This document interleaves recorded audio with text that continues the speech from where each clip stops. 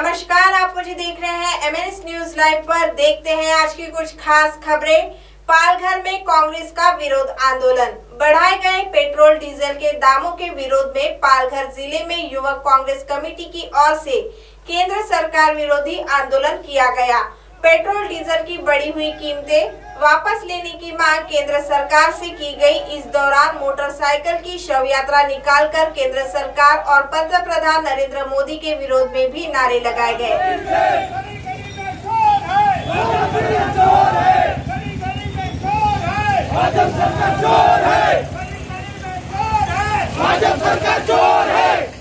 यवतमाल में भाजपा नेता के विरोध में अपहरण का मामला दर्ज।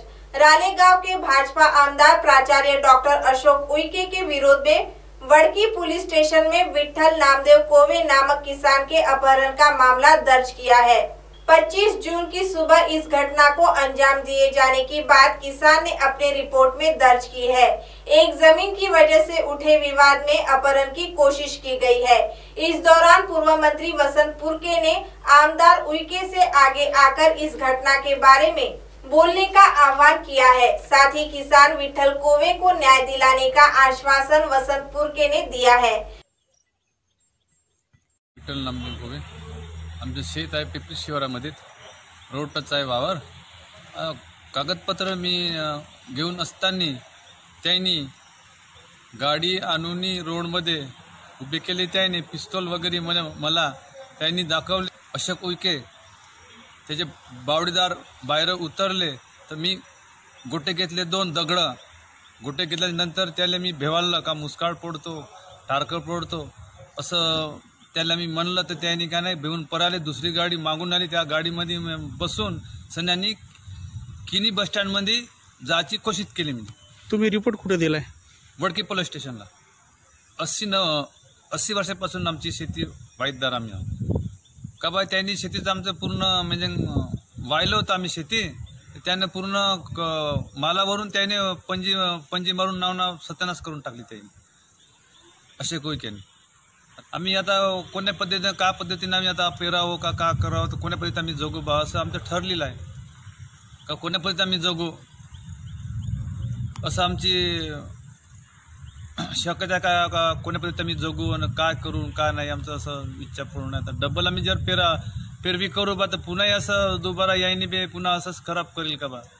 का आता कशी आम्ही 4-5 हजार रुपयाचं कर्ज काढून आमचं का बा आम्ही बियाणं आता हातावर आणणं पानावर खाणं, आता पुन्हा डबल बियाणं देऊ शकत नाही शेतकरी लोक। विठल कोवे स्वतःच्या शेतातून येत असताना त्यांचे कागदपत्र हिरावून घेण्यात हा जो प्रकार आहे। बॉडीगार्ड ते स्वतः म्हणजे त्यांनी विठल कोवेने दिलेल्या माहितीनुसार, विठल कोवेने दिलेल्या सूचनेनुसार, त्यांनी बघितल्यानुसार तिथे आमदार महोदयांची गाडी आहे। आमदार महोदय गाडीमध्ये बसून आहे आणि पुन्हा त्यांच्याशी डावला सुद्धा त्यांचा झालेला आहे असं विठल कोवे सांगतात की तुम्हीच का विठल कोवे असं आमदार साहेब बोलल्याच्या नंतर ती ओळखत नाही म्हणणं ही बाब चुकीची आहे। ही आम्हाला शोभणारी बाब नाही आणि काय कोर्टाच्या प्रक्रियेनुसार होईल ते होईल, पण बॉडीगार्डला समोर करून यांचे कागदपत्र हिरावून घेणं, हिसकावून घेणं, दडपणानं किडनॅप करणं ही बाब खऱ्या अर्थाने अत्यंत निषेधार्ह आहे।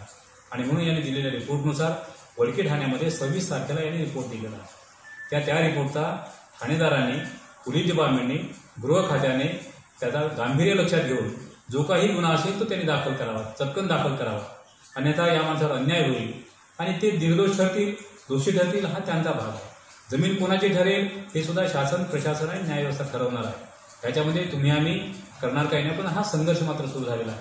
अशा स्थितीमध्ये या अडाणी लोकांवर पुन्हा अन्याय करणं, त्यांच्या अज्ञानाचा, त्यांच्या गरिबीचा, त्यांच्या व्यसनाधीनतेचा फायदा घेणं ही बाब कुठल्याही राज्यकर्त्यांना शोभणारी नाही। म्हणजे विठ्ठल कोवेला, गुरुबाजी कोवेच्या पूर्ण कुटुंबाला न्याय मिळाला पाहिजे।